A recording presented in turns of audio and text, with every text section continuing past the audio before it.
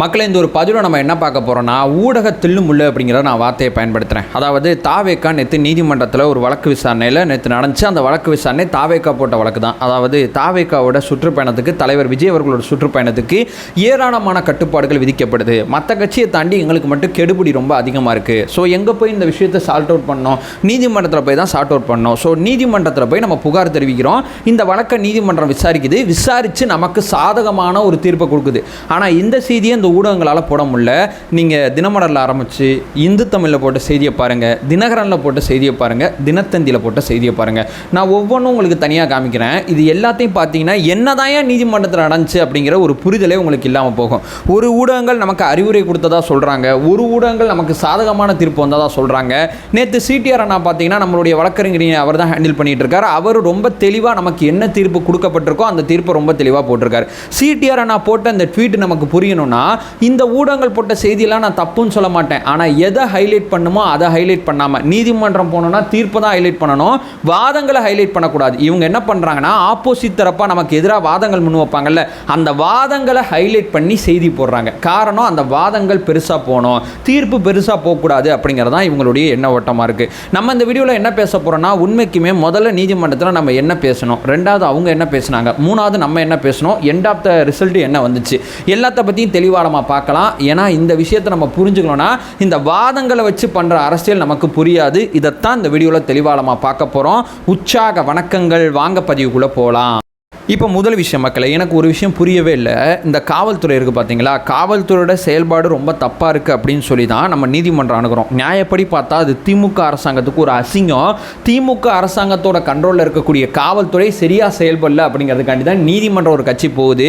இந்த வழக்கில் வந்த வாத பிரதிவாரங்களை வச்சு இந்த திமுகவில் இருக்கக்கூடிய நிறைய பேர் ஃபயர் விட்டுக்கிட்டு இருக்கிறது எனக்கு பெருங்காமெடியாக இருக்குது. எப்போ நீ ஒழுங்காக வேலை செய்யலை, நான் நீதிமன்றம் போயிட்டு இருக்கேன், நீ நீதிமன்றத்தில் இருக்கக்கூடிய விஷயங்களை வச்சு நீ விளையாடிக்கிட்டு இருக்க அப்படிங்கிறதான் முதல்ல நம்ம கேட்க வேண்டியதாக இருக்குது. இது நம்பர் 1.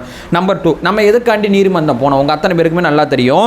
சுற்றுப்பயணத்தில் நிபந்தனைகள் அப்படிங்கிற பேரில் நம்ம தலைவருக்கு விதிக்கப்பட்ட நிபந்தனைகள் கை காட்டக்கூடாது, உள்ளே தான் உட்காந்துருக்கணும், பேச வேண்டிய இடத்துல மட்டும்தான் பேசணும், ரோடு ஷோலாம் பண்ணக்கூடாது, அதை தாண்டி குச்சி கொண்டு போகக்கூடாது, தொண்டர்கள் 5 வாகனங்கள் மட்டும்தான் பின்னாடி வரணும், வேறு எதுவும் வாகனங்கள் வந்தாங்கன்னா நீங்கள் தான் பார்க்கிங் பார்த்துக்கணும், மாற்றுத்திறனாளி வரக்கூடாது, கர்ப்பிணி பெண்கள் வரக்கூடாது, இவங்கெல்லாம் வரக்கூடாதுங்கிறத நீங்கள் தான் உறுதிப்படுத்தணும். இந்த மாதிரி இந்த நிபந்தனைகள்லாம் எதுவும் நீங்கள் மீறினீங்கன்னா நீங்கள் உங்களுடைய இந்த சுற்றுப்பயணத்தை நாங்கள் ரத்து பண்ணுவோம். இந்த மாதிரி எந்த கட்சிக்கும் விதிக்கப்படாத நிபந்தனைகள் தாவேக்காக்கு விதிக்கப்படுது.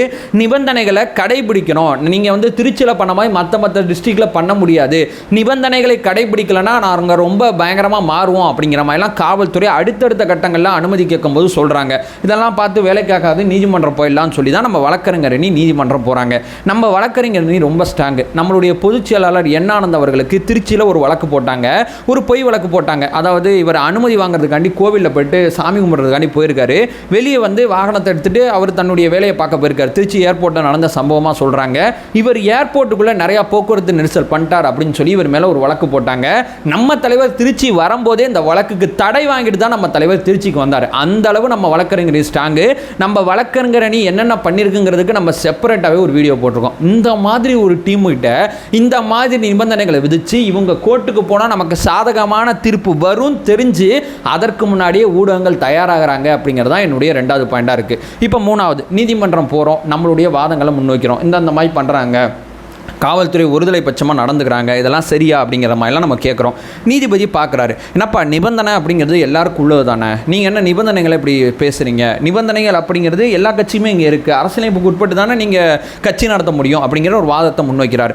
அதுக்கு நம்ம தரப்பு நீதிமன்றங்களில் நம்ம வாதத்தை முன்வைக்கிறதுக்கு முன்னாடி அரசு தரப்பு என்ன வாதத்தை முன்வைக்கிறாங்கன்னா இதை தான் இங்கே கவனிக்கணும். இங்கே பாருங்கள், நிபந்தனைகளை மீறுறாங்க, இது மேலே ஏறுறாங்க, அது மேலே குதிக்கிறாங்க, அது மேலே தாவுறாங்க, அந்த ஃபோட்டோஸ் வீடியோஸ் அத்தனையுமே காமிக்கிறாங்க. நீதிபதி என்ன சொல்கிறாரு, ஆமாப்பா நானும் இந்த மாதிரி விஷயங்கள்லாம் பார்த்தேன், இதெல்லாம் தவிர்க்க பண்ணப்பா, கூட்டத்தை நீங்கள் தான் முறைப்படுத்தணும் அப்படிங்கிற மாதிரிலாம் சில விஷயத்த சொல்கிறாங்க. அப்போ நம்ம வழக்கறிஞர் மறுபடியும் ஆஜராக என்ன சொல்கிறாருன்னா, சார் இதெல்லாம் ஒரு பக்கம் இருக்கட்டும் சார், நாங்கள் வந்த நோக்கம் எந்த கட்சிக்கும் விதிக்கப்படாத நிபந்தனைகள் எங்களுக்கு விதிக்கப்படுது, நிபந்தனைகள் விதிக்கப்படுது அப்படிங்கிறதுக்காண்டி நாங்கள் கோர்ட்டுக்கு வரல, எந்த கட்சிக்குமே விதிக்கப்படாத நிபந்தனைகள் விதிக்கப்படுது அப்படிங்கிறதுக்காண்டி தான் நாங்கள் கோர்ட்டுக்கு வரோம் அப்படிங்கிற வாதத்தை நம்ம வழக்கறிஞர் எதற்காண்டி இந்த வழக்கு அப்படிங்கிறத ஒன்றை தெளிவுபடுத்துகிறாரு. நீதிமன்றத்தில் அந்த வாதத்தை முன்வைக்கிறார். அப்போ நீதிபதி பார்த்துட்டு என்னப்பா எந்த கட்சிக்கு விதிக்கப்படாத நிபந்தனைகள் உங்களுக்கு விதிக்கப்பட்டுச்சு அப்படிங்கிற ஒரு கொஸ்டினை கேட்டிருக்காங்க. அப்போ நம்மளோட வழக்கறிஞர் நீ என்ன ஆதாரத்தை எடுத்து காமிச்சிருக்காங்கன்னா, கரூரில் முதலமைச்சர் ரோடு ஷோ பண்ணாரு, அவருக்கு விதிக்கப்பட்ட நிபந்தனைகள், பின்னாடி எத்தனை காரு போகுது, எவ்வளவு தூரம் அவர் நடந்து போறாரு, தொண்டர்களுக்கு கையசைக்கிறாரு, போறாரு வராரு, இந்த பக்கம் துணை முதலமைச்சர் வந்து சுற்றுப்பயணம் மேற்கொண்டுகிட்டு இருக்காரு, அவருடைய நிபந்தனைகள் எப்படிப்பட்டதா இருக்கு, இவங்களும் கட்சி தான் நடத்துறாங்க, இவங்களுக்கு விதிக்கப்படாத நிபந்தனைகள் எங்களுக்கு ஏன் விதிக்கப்படுது, எங்க தலைவர் உள்ளதா உட்காரணும், பின்னாடி 5 கார் வரணும், ஆனா முதலமைச்சருக்கு பின்னாடி 200 கார் வருது, 200 கார் இந்த புகைப்படங்கள் வீடியோக்கள் அத்தனையுமே நம்ம வழக்கறிஞர் நீதிமன்றத்தில் காமிக்கிறாங்க. அப்ப நீதிபதி உஷாராகிறார். ஓஹோ, இந்த பக்கம் விதிக்கப்படுற நிபந்தனைகள் வேறமா இருக்கு, இந்த பக்கம் விதிக்கப்படுற நிபந்தனைகள் வேறமா இருக்கு, இதன் காரணமாக தான் இவங்க கோர்ட்டுக்கு வந்திருக்காங்க அப்படிங்கிறது அவருக்கு புரிதல் ஏற்பட்டு, முன்னாடி சொன்ன அத்தனையுமே நம்ம அக்செப்ட் பண்ணிக்கலாம், ஏன்னா இது மேலே ஏறுறது அது மேலே ஏறுறது, இதை செய்கிறது அதை பண்ணுறதுலாம் ரொம்ப தப்புங்கிறத நம்ம தொடர்ச்சியாக சொல்லிக்கிட்டே இருக்கோம். நீதிமன்றங்களே இதை பயன்படுத்துகிறாங்க அப்படிங்கிறதுனா மறுபடியும் என்னோட வீடியோக்களில் கத்திக்கிட்டே இருக்கேன். அண்ணன் மேலே இருக்கக்கூடிய ஆர்வத்தில் நீங்கள் பண்ணுறீங்க, அது அரசியலுக்கும் பயன்படுத்துகிறாங்க, நீதிமன்றத்திலையும் பயன்படுத்துகிறாங்க அப்படிங்கிறத நான் மறுபடியும் சொல்கிறேன். எனிவே இதெல்லாம் பார்த்த நீதிமன்றம் என்ன முடிவு இருக்குதுன்னா, 2 விஷயம்ப்பா.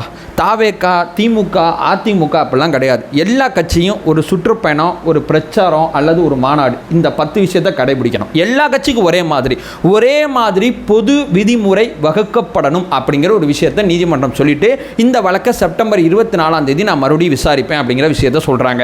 2வது, இந்த பொது சொத்து சேதம் அப்படிங்கிற ஒன்று இருக்கு பார்த்தீங்களா, மற்ற கட்சிக்கு நமக்கு நிறைய வித்தியாசம் இருக்கு. மற்ற கட்சிக்காரன் என்ன பண்ணுவான்னா, சாப்பிடுவான், பிரியாணி காசு கொடுக்காம கடை உடைப்பான், பேக்கரியில் காசு கொடுக்காம கடை உடைப்பான். நம்மளுடைய பொது சொத்து சேதம் எப்படி ஏற்படுதுன்னா, கூட்ட நெரிசல் காரணமாக தான் நம்மளுடைய பொது சொத்து சேதம் ஏற்படுது. நம்மளே நீதிமன்றம் இப்போ என்ன சொல்லியிருக்குன்னா, இந்த பொது சொத்து சேதம் அப்படிங்கிற ஒன்று இருக்கு, கடந்த காலங்களில் இந்த பொது சொத்து சேதமானால் அதை சரி பண்ணி கொடுக்க மாட்டாங்க. இந்த பொது சொத்து சேதம் அப்படிங்கிறத தடுக்கிறதுக்கு நீங்கள் ஒரு ஆர்ப்பாட்டம் பண்ண போறீங்கன்னா, ஒரு டெபாசிட் தொகை வந்து நீங்கள் கோர்ட்டில் வந்து சப்மிட் பண்ணுங்க. அதை தாண்டி நீங்கள் ஒரு போராட்டம் பண்ண போறீங்கன்னா, ஒரு டெபாசிட் தொகை, ஒரு பேச்சுக்கு ஒரு 5 லட்ச ரூபா, எதுவும் பொது சொத்து சேதம் இருந்தால் அந்த 5 லட்ச ரூபாயில அந்த விஷயத்தை அத்தனையுமே நாங்கள் சரி பண்ணிப்போம். இந்த மாதிரி நீங்கள் ஒரு டெபாசிட் தொகையானது நீதிமன்றத்தில் சப்மிட் பண்ணுங்க. நான் மேலே சொன்னதும் அனைத்து கட்சிக்கு விதிக்கப்பட்ட நிபந்தனை, இங்கே கீழே சொன்ன அந்த டெபாசிட் தொகைங்கிறது அனைத்து கட்சிக்கும். இதை இந்த சன் நியூஸ் எப்படி போடுறாங்கன்னா, தாவேகாக்கு வந்து டெபாசிட் தொகை விதிக்க சொல்கிறாங்க நீதிமன்றத்தில் சொல்கிறாங்க. தாவேகா போன வழக்கில் அனைத்து கட்சிக்குமான நீதியை தாவேகா உறுதிப்படுத்திட்டு வந்திருக்கு, அனைத்து கட்சிக்குமான ஜனநாயகத்தை தாவேகா உறுதிப்படுத்திட்டு வந்திருக்கு. எல்லாருக்கும் இப்போ பொது நிபந்தனை, எல்லாரும் இப்போ டெபாசிட் தொகை கட்டணும். நம்ம நீதிமன்றம் சொல்லி இந்த பொது சொத்து சேதமானால் சரி பண்ணுறது நம்ம பழக்கம் கிடையாது, நம்ம ஆல்ரெடி சரி பண்ணிட்டு இருக்கோம். அதாவது நம்மளுடைய மதுரை மாநாட்டில் ஒரு நடுவில் இருக்கக்கூடிய ஒரு தடுப்பு கட்டையை நம்ம உடச்சி போக்குவரத்துக்கு சரி பண்ணி கொடுத்தோம், மறுபடியும் வந்து அந்த தடுப்பு கட்டையை நம்ம சரி பண்ணி கொடுத்துட்டோம். அதை தாண்டி இந்த லாக்அப் டெத் விஷயத்தில் 24 பேர் இறந்து போனதை கண்டித்து நம்ம இந்த சிவானந்த சாலையில் ஆர்ப்பாட்டம் பண்ணோம்.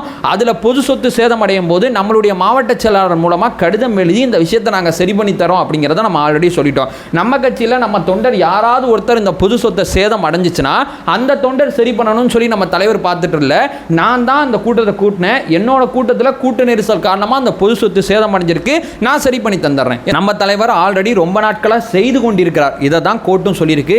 இந்த மாதிரி எல்லாரும் செய்யணும் அப்படிங்கிறதையும் சொல்லியிருக்கு.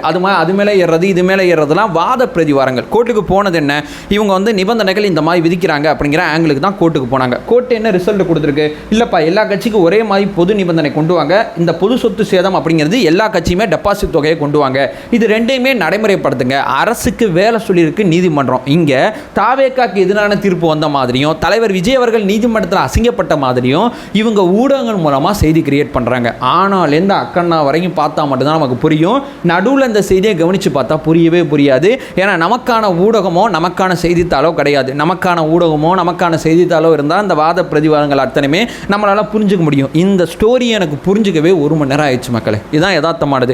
எப்படி இது நம்ம ஒரு சாதகமாக நீதிமன்றம் போனவங்களுக்கு நீதிமன்றம் தீர்ப்பு கொடுத்துருக்கு, அப்போ செய்திகள் அத்தனையுமே ஏன் இந்த மாதிரி வருதுன்னா, அதாவது இவங்க வாதங்களை ஹைலைட் பண்ணாங்க. நீதிபதி இதை சொன்னது ஹைலைட் பண்ணிட்டு கீழே அந்த தீர்ப்பை போடுறது, நீதிபதி அதை சொன்னபோது ஹைலைட் பண்ணிட்டு தீர்ப்பு அப்படி போடுறது, அரசு தரப்பு ஒரு வாதத்தை முன்வைக்கிறாங்கன்னா அந்த வாதத்தை மேலே போட்டு கீழே தீர்ப்பை போடுறது, இந்த வேலையை தான் இவங்க பார்க்குறாங்க. வாதங்களை ஹைலைட் பண்ணி செய்திகளை போடுறாங்க, தீர்ப்பை மையப்படுத்தி செய்திகளை போடல அப்படிங்கிறதான் நான் இங்கே சொல்ல வரேன். இந்த வழக்கு மறுபடியும் 24ஆம் தேதி இங்கே வரப்போது. 24ஆம் தேதி அரசு தரப்புலேருந்து இந்தந்த கட்சிகளுக்கு நான் முன்னாடி சொன்னபடி இந்த கட்டுப்பாடுகள் இருக்கும், டெபாசிட் தொகை இருக்கும். இனிமேல் தமிழ்நாட்டில் யார் சுற்றுப்பயணம் போனாலும் யார் ஆர்ப்பாட்டம் போராட்டம் பண்ணாலும் ஒரே நிபந்தனைகள் தான் அப்படிங்கிற ஒரு வரலாற்று சிறப்பு மிக்க ஒரு விஷயத்தை நீதிமன்றத்தில் தாவேகா வாங்கிட்டு வந்திருக்கு அப்படிங்கிறதான் நான் இங்கே சொல்கிறேன். நம்ம நீதிமன்றத்தில் காவல்துறை கட்டம் கட்டியிருக்கோம். கரூருக்கு என்ன ஒரு பர்மிஷனு, மதுரைக்கு என்ன ஒரு பர்மிஷனு, இது என்ன அந்த விளையாட்டு? எங்கள் தலைவரோட சுற்றுப்பயணத்துக்கு ஒரு மாதிரி, உதயநிதி அவர்களோட சுற்றுப்பயணத்துக்கு ஒரு மாதிரி, இது என்ன விளையாட்டு, இது என்ன விஷயம் அப்படின்னு சொல்லி ஆதாரங்கள் அத்தனையும் நீதிமன்றத்தில் சப்மிட் பண்ணும்போது நம்மளுடைய வாதங்களை நீதிபதி ஏற்றுக்கிட்டு இந்த தீர்ப்பை கொடுத்துருக்கார். இதான் யதார்த்தமானது அப்படிங்கிற ஒரு விஷயத்தை சொல்லிட்டு இந்த வீடியோ நான் என் பண்ணிக்கிறேன். நம்ம சேனலை ஃபர்தராக ஃபாலோ பண்ணிங்கன்னா டிவிக்கு சார்ந்த மிக முக்கியமான பல செய்திகளை நம்ம பார்த்துட்டு இருக்கோம். நம்மளோட ஒரே நோக்கம் அறியாமை அகற்ற வேண்டும், அறியாமை அகற்றப்பட வேண்டும். Thank you so much.